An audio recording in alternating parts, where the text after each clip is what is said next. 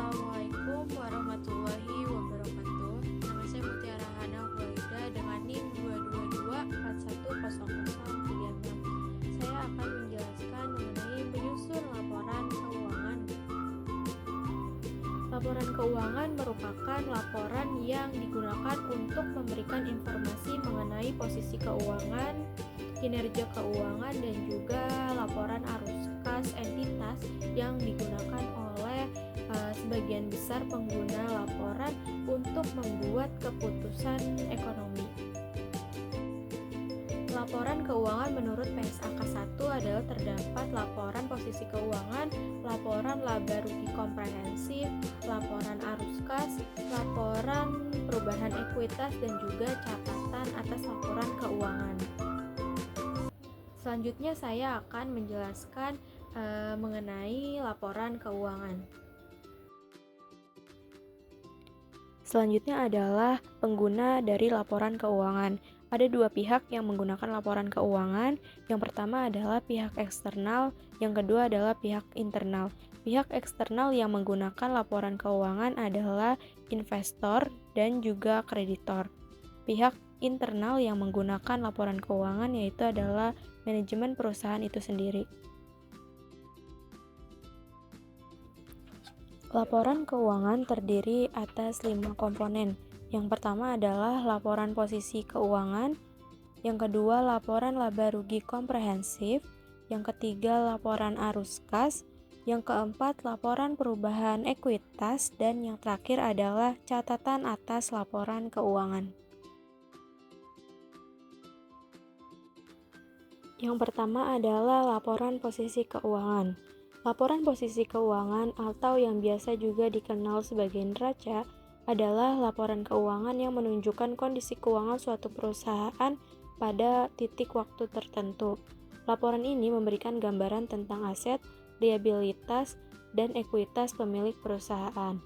Adapun fungsi lain dari laporan posisi keuangan adalah yang pertama untuk mengevaluasi kondisi dan kinerja keuangan perusahaan. Yang kedua adalah sebagai acuan dalam membuat keputusan yang strategis.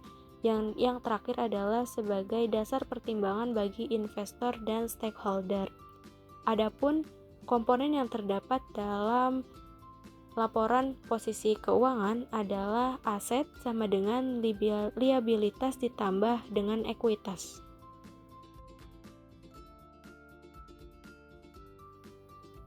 Komponen dari laporan posisi keuangan yang pertama adalah aset.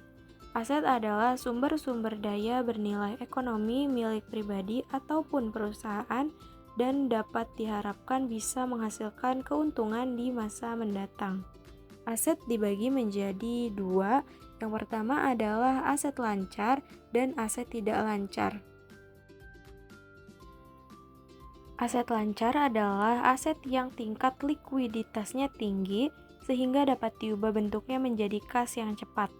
Contoh dari aset lancar adalah saldo bank, deposito, obligasi, saham bursa, dan juga piutang.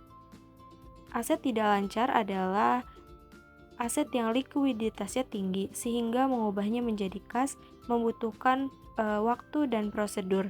Aset tidak lancar sering disebut juga sebagai aset tetap. Contoh dari aset tetap adalah brand, merek dagang, data supplier, channel distribusi, bangunan, mesin, dan tanah. Komponen yang kedua dalam laporan posisi keuangan adalah liabilitas. Liabilitas adalah suatu kewajiban yang harus dibayarkan oleh sebuah perusahaan pada pihak yang bersangkutan dengan cara mengeluarkan sejumlah dana atau sumber daya ekonomi perusahaan tersebut. Liabilitas dibagi menjadi dua, yaitu liabilitas jangka panjang dan liabilitas jangka pendek. Liabilitas jangka panjang merupakan kewajiban yang harus dibayarkan perusahaan dengan tempo yang lama, yaitu dalam satu siklus laporan keuangan perusahaan. Liabilitas jangka pendek merupakan kewajiban perusahaan yang pembayarannya kurang dari setahun, misalnya per bulan, per kuartal, ataupun per semester. Komponen dari laporan posisi keuangan yang terakhir adalah